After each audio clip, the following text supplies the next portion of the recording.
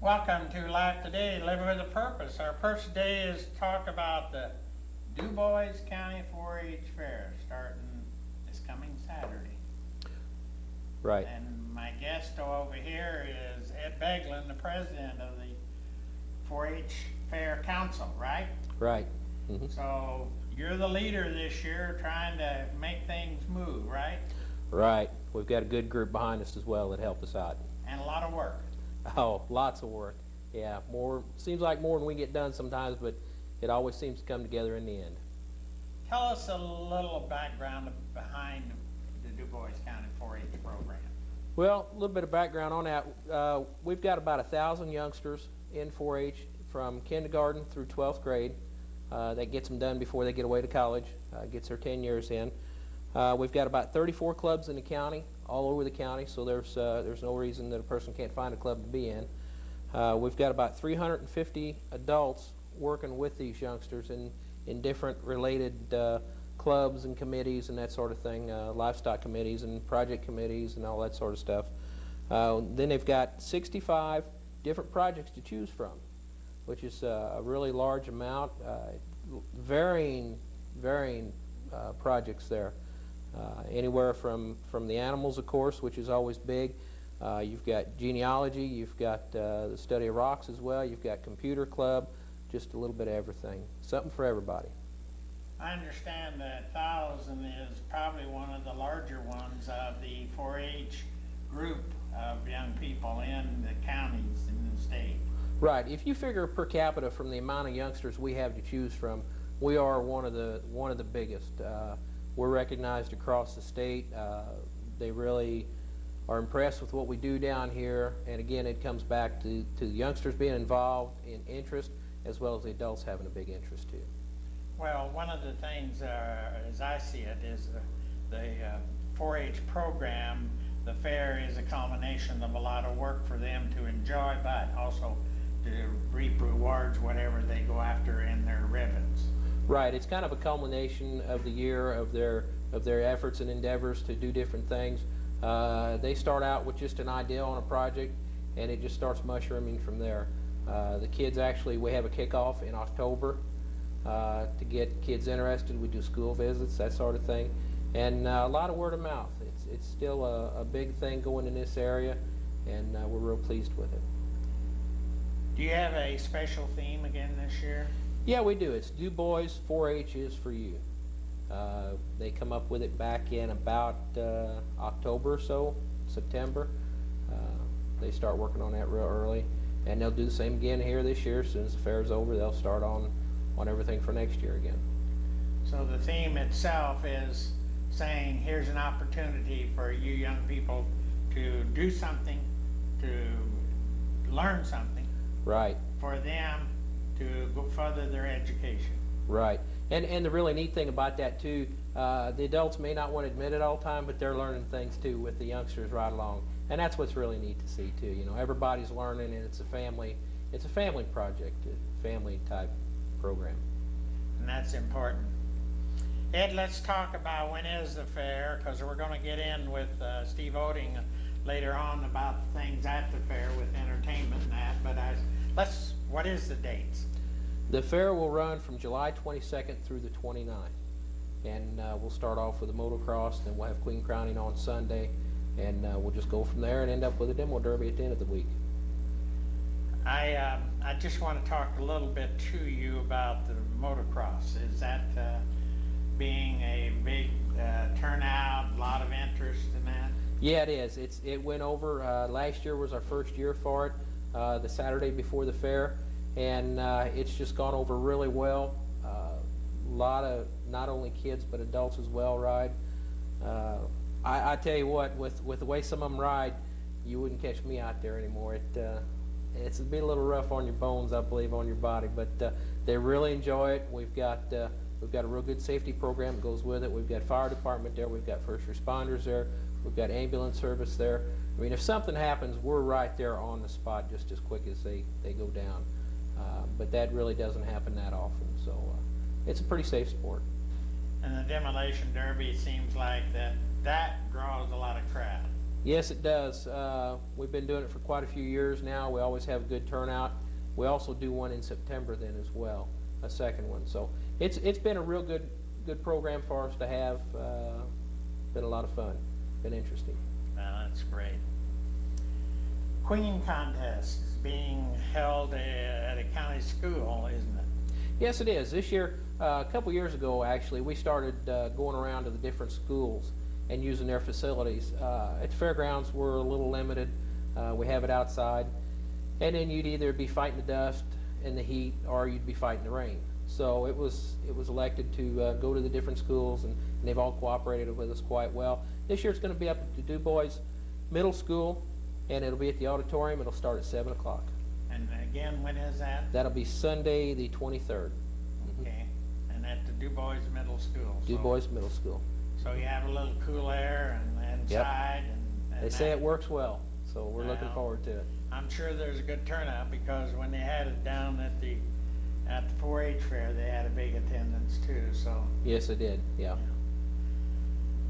Ed, let's talk about what kind of things has the 4-H council done to make the 4-H fair a pleasant experience. What have you been doing? I know, you did parking one year and expanded that, and you've done a lot of different improvements out there. What's being done this year? Well, we're always looking for ways to improve our facilities. It's rented usually throughout the year for a lot of different things, and the only way to keep that up is to always improving your facilities. Not only it makes our fair better as well. We start in August right away. We'll have a council meeting in August as soon as the fair is over, and we'll pick it apart. What we liked, what we didn't like, what worked, what didn't work. There's some things we need to do again, do a little better. Some things we just want to drop completely. You've always got that sort of stuff. Always trying to improve. But then we also have some members then that go in January up to what they call Fair Expo at Indianapolis. And that's where they get a lot of different ideas on your entertainment and some different things and different ways of doing things. And so they always bring back some good ideas. Some of them don't always work for us, and some of them do. So it's just a good way to expand some of that sort of stuff. But then we also meet with our local emergency people, as we said before, with the motocross. But we meet with the county and state police. We meet with our fire department, and we also meet with our emergency management group here in the county. And we want to try and have as safe as fair as we possibly can. Sometimes on some big nights, we run into a problem with traffic flow and that sort of stuff. So all the groups have really been excellent to work with. They'll anything that they can do for us, they do, which is the only way it can get done. Now, I have trouble walking. I want to go to the 4-H fair. We can accommodate you. That's Can not ya? a problem. Yes, sir. Yeah, we can do that. Which way can you? Well, we've got 2 disabled parking areas, and we've also running 2 shuttles, which are basically just nice big trailers with seats on them. And we've got a local antique tractor club that pulls them for us in. So they pull them with some old tractors that are really nicely fixed up. But we'll run those in the evenings, usually all evening long. So if you park all the way in the back, if you give it a few minutes, there'll be a shuttle around to pick you up and bring you up.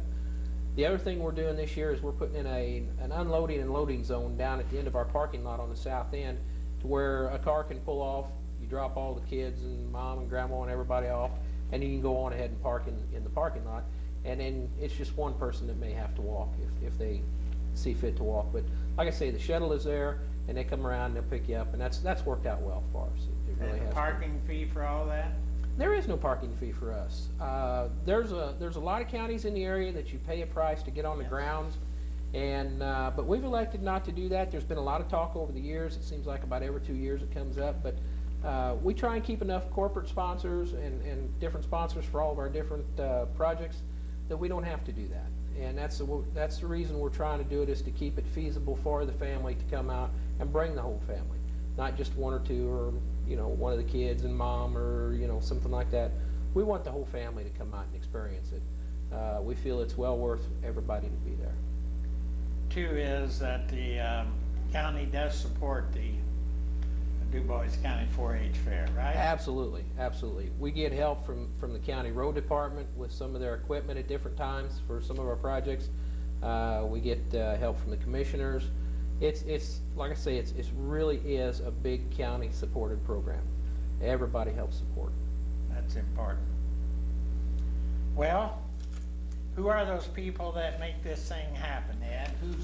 Who's the one to say, hey, this is happening? Yeah, president, vice president, but you got a lot of people out there helping, right? Right. We've got like I said, we can't do it without our adult leaders, but there's no way I could mention 350 names No, either. I'm sure. That would be impossible to do. But what we've got on our council, as far as people go, myself as president, Steve Oeding is vice president, Marilyn Betts is our secretary, Jermaine Blessing is our treasurer. Then we have Carrie Newsom, Doug Walker, Alan Sang, Marge Beekler, Steve Scott, John Hof, Jerry Kramer, Kevin Wortman, Mark Klemper, Mark Kiefner, and John D. Kemper. And those are just on our 4-H council. Then what we've got is our extension staff, which again, like it sounds like I'm being redundant on saying we can't do it without these people, but it's the truth. We just can't do it. We've got Jim Peter, Jane Critchlow, Susan Mendel, Charlotte Hunter, Amy Welp, Jennifer Kuntz, Annette Welp, and Kendall Martin. And then of course we can't forget about our grounds crew out there. Our head groundskeeper is Bob Grass, and he keeps things going in the way of repairs and that sort of stuff. There's some projects like painting the roads that we had to get other people in, but for all the other stuff he takes care of, that sort of stuff. And then his help is Colin Leinenbach, Nathan Leakin, Jason Broniker, Tracy Lampert, and Ben Shep. And they do the job of keeping everything mowed up and all the little repairs, and there's 80 some odd acres there, and it takes a lot to keep everything up to snuff. Let's talk a little bit about the volunteer that you have out there, and what do some of them do for you? What basically do they help you with? The adult leader-wise volunteers? Well, volunteers, 350 that you got. Okay, we've got all the different livestock committees. We'll have swine committee. There's I think about 15 or 20 of them on there. There's beef committee. There's horse and pony committee. There's small animal committee. You've got different project leaders, and they all take time to help promote their different projects that they're associated with. The adult leaders, what they do, they take care of running the actual club programs. Say Jasper's got 2 or 3 clubs. They've got leaders for each one of those clubs. And there's a lot of different activities they do then. We do share the fun, and they get groups together for that, which, by the way, they do quite well in the area and state and nationally. They do a lot of good there. They also go on a lot of different trips. We send kids on different trips as well. But the volunteers, we're all volunteers. Nobody gets paid for anything other than the joy of seeing things happen the right way and seeing the kids progress. I don't think people realize how many animals are brought out there for judging. No, and they really don't. It's really a large number. And I'll be honest with you, I don't have those figures in my head either, but there's quite a lot. I know the turkeys, there'll be 25 or 30. Chickens, there's usually about 60 of them. Rabbits, there's usually somewhere around 80 or 90. Beef, the steers, I'm thinking there's 120, 150, somewhere in that neighborhood. You've got a lot of sheep out there, awful lot of horses. We've got one of the best horse arenas and buildings in the state for fairgrounds. Matter of fact, they're talking like it's one of the best in the nation. There's very few that are put together the way it is.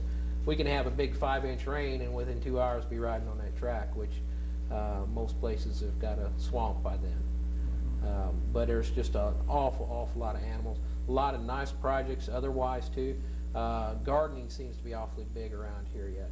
Then you've got the standbys, you've got woodworking and foods and a lot of those type of things, and leather craft. It's just so many different projects, it's hard to name them all. When you talk about the fair coming this year and the amount of rain we've had, there'll be a lot of crops out there this year. Hope so. Yeah. And that thing. Things are coming along real nice. I just wanted people to realize how big this is an operation, because you people put in how many hours in this whole situation? Per year? Per year, per person. Oh my. 4-H council wise, I'd be willing to bet How many times you meet? Ever? once a month. And then, of course, at fair time, July, we've got about 2 meetings because we'll have one a couple weeks before, and then we have one during the week of the fair to troubleshoot any problems. I'd be willing to bet we're talking 300-400 hours a piece, council-wise. And your adult leaders, it wouldn't surprise me if they're not too far from that either, because they're working directly with the kids, and they put in an awful lot of hard hours too. How many people do you expect that may come to the fair? Have you ever used an estimate? Total attendance? Yeah. For the week? I'd say 20 to 25,000 for the week, somewhere in that neighborhood. We'll have an average of probably 5,000 or 6,000 a night. Now some of our big events like the Demolition Derby, we may have 5,000 down there just for that only, which stretches our seating facility somewhat. I know a couple times we put up a sign, standing room only, and by golly, they just keep right on coming in. So yeah. well, we like to see that. We like to see everybody out there. Yeah. A lot of good food.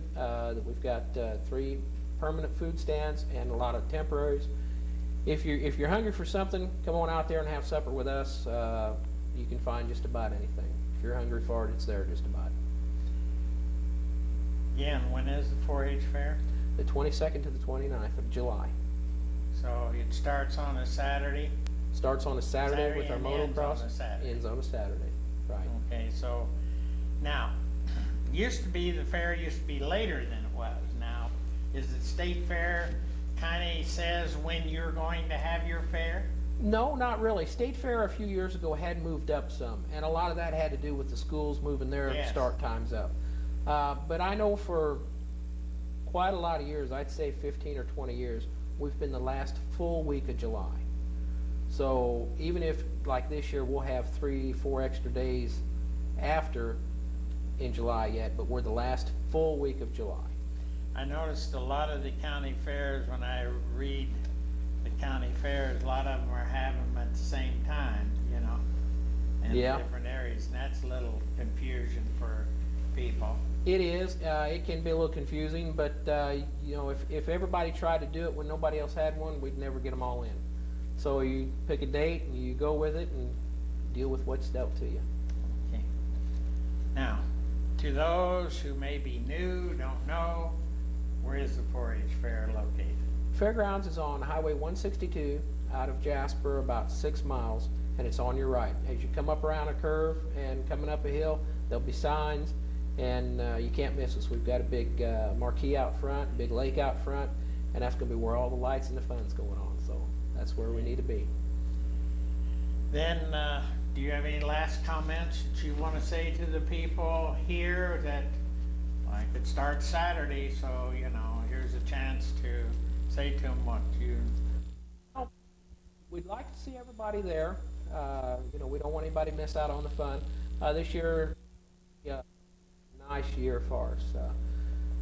We've had some rain. Things are growing nice. The grass looks pretty good. But we're hoping everybody come out and see us, have some supper with us, check out all the projects, and see what the kids have done over the last year. That's what it's all about, is the kids anyway. And the time to see the projects is probably the first 2 or 3 days after Sunday, Monday, Tuesday, Wednesday probably. 'Cause they release them, don't they? Right. After 5 o'clock on Monday, all the exhibits should be open. There's a lot of different judging that goes on through the week, especially in the way the animal projects. Right. They aren't judged usually the first day, but all the other static projects are judged on Monday. So at that point, they can come out anytime. Some of the animals do release on Friday evening at 9 o'clock, but not before. And then all the other projects will be there until Saturday morning. So you can come out basically anytime from Monday through Friday and take everything in. Good. Ed, appreciate that you coming on here as president.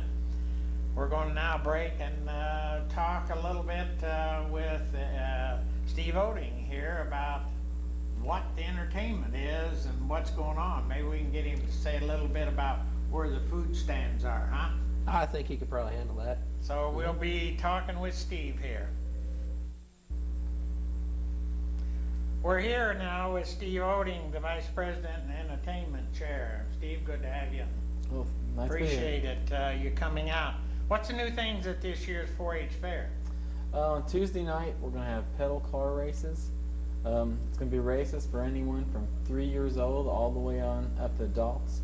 The classes break every 2 years till we get to teenagers, and then there are adults. It splits between women and men.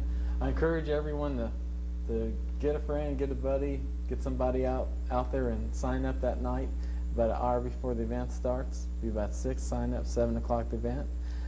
On Wednesday night, we're going to have the World of Illusion show with Lawrence Gregory up in the Clover Pavilion. Lawrence is similar to a David Copperfield type show. Some of the different things he might do is flutist assistant or escape artist type events, things like that. I think a lot of people enjoy that, something totally different we've never done before. On Thursday night, we're going to have our first barbecue cook-off. We're inviting a bunch of people to come out and try their skills at barbecuing, and we're going to use that product that they produce that night to have a party for the children up in the show corral. The Livestock members always have a big fun night party about 9 o'clock, 10 o'clock on Thursday night, so that's going to that. And on Friday night, we're having a tribute to the Beatles show, 2 shows up at the Clover Pavilion. I think a lot of people that like the Beatles or remember them will enjoy that. The group that's coming is really good. They sound like the Beatles, they act, they talk like them even off stage. These guys are actors. I think people really enjoy them. And we're having a comedian down in the grandstand after our gospel singing at 9 o'clock. Bob Weiss, he's been on national TV, he's been on a number of shows. I think people will also enjoy him. A family type act, clean. I think people are really going to like some of these new entertainment. Probably the most new things that we've done in the last 5 years I've been here. That's good. Give us sort of the highlights. You know, the motocross starts on Saturday, right? You say this coming Saturday. Right. Saturday, and then it moves into Sunday with what? Okay. Queen? Yes, like on Saturday is the motocross, which is being sponsored by Jasper Engines. I like to plug them. That's good. Okay. And then on Sunday, we're going to have a garden tractor pull. That's going to come on about 1 o'clock. I hope people come out for that. A lot of the kids really enjoy that. We need to get more people that. Also, Kendall liked me to express that from noon to 5 is going to be check-in of exhibits and also homemaker open exhibits. And then 7 p.m. up at Dubois Middle School, we're going to have our Queen contest. Invite everybody to come up there and see that. It's at their auditorium. There is a $3 admission for that event, although 4-Hers and club leaders with a 4-H club card get them free. Monday night, there'll be judging actually starts Monday morning about 8:30, goes till about 5. After the judging's done, approximately 5 o'clock, all the buildings will open and people can see the regular exhibits. Exploring 4-H will be from 9 to 11:30, just about every morning at the fair. We also have extension homemaker exhibits. They're open from 5 to 10. 6 p.m. on Monday night, all the way through Saturday, we're going to have a midway. So we'll have rides and lots of entertainment with that. That'll be there from Monday through Saturday. There are a number, if you watch our advertisements, bracelet nights and not family nights. So we'll try to make it as reasonable as possible for the families. 7 p.m. on Monday night will be our talent contest. A lot of the local youth and even adults will be involved in that. Our 4-H adult leaders help put that on for us. And then on Tuesday night, we're going to have a free event in the grandstand. We'll include a baby can-do contest. It starts at 7. We're going to have a kiddie tractor pull. We're also going to have the pedal pull races, all going at the same time in the same area down in the grandstand. Hoping to get a lot of people to join in on that kiddie pedal pull and adult pedal pull races. I think that'll be a fun event. Wednesday night, which happens to be bracelet night, The 4-H beef show will be at 6:30. At 7 p.m. will be the cheerleader contest. There is a $3 admission for the cheerleader contest. 2/3 of that admission goes back to the teams as prize money. Walmart helps us sponsor that event. At 6 p.m. the World Illusion Show will be in the Clover Pavilion. That is a $5 admission, and there will be a second show at 9 if you can't make the first. Would like to make the second at 9 p.m. Thursday is a midway bracelet night again. From basically 4 to 8 be the barbecue cook-off. At 8 p.m. they take their food in to be judged, and approximately 9 o'clock we should have results, and that will be under the tent. 7:30 approximately be fun night. 6:30 tug of war. The fun nights where all the kids go through the obstacle course, and we always have a fun event for our adults every year, something that's secret and they don't know about. And yes, and then 9:30 to 10 is our Grand Champion Awards ceremony, and immediately after that will be the party in the barn for the kids with the meat from the barbecue cook-off.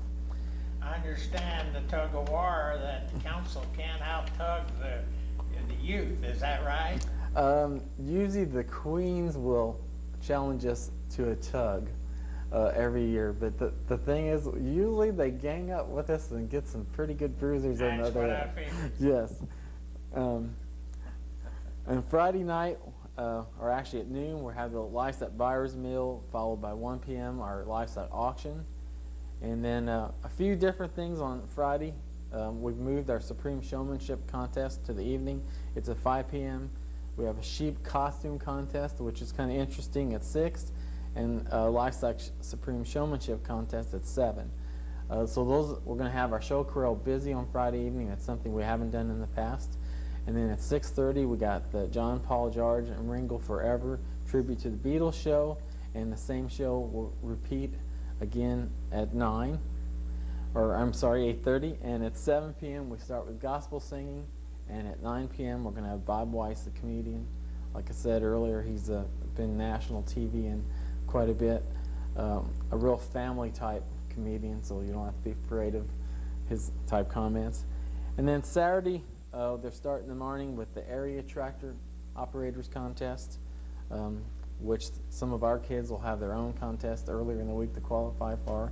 That'll bring kids from all over this part of the state. And at 10 to 2, the 4-H open exhibits are free to be picked up. At 7 to 11 that evening, we have open mic karaoke. At 7 p.m., our demolition derby. That is a $5 admission. And we will have a second demo derby, if I could plug, on September 16th for those of you that like to see that. And then on Monday will be anyone who hadn't picked up open exhibits can pick them up from 5 to 7. After that, they have to be picked up at the office. Again, when is the 4-H fair? It's from July 22nd to 29th. Saturday through Saturday. Saturday through Saturday. So they can come out. Most of them know where the 4-H fairgrounds is located. Yes, it's about 6 miles from Jasper on Highway 162, or 8 miles south of I-64. Okay. So no charge, no fees to get in except for certain entertainment? Just a few events. Just a few events, plus you have the opportunity to help people that need help. They got parking for a handicap, you got shuttle service, bring people in where you park, there's somebody to help them, right? Yes, there's one large and one fairly large parking for handicap areas, and we have 2 shuttles running every evening after 5 o'clock, and should have plenty of parking. It's free parking. There's plenty of free things to do. A family could come out every night and never spend a penny other than eats and drinks. And almost all of our food stands are non-for-profit organizations, or they all are, I should say. Yeah. So you're actually helping the youth in that way, and this fair is just a celebration of the youth of this county. Steve, thank you, and I want to thank Ed also for being here. So we want to remind you that the Dubois County Fair is this Saturday through the following Saturday. Don't forget, go out, support, and we thank you, and we'll see you next week on Life Today.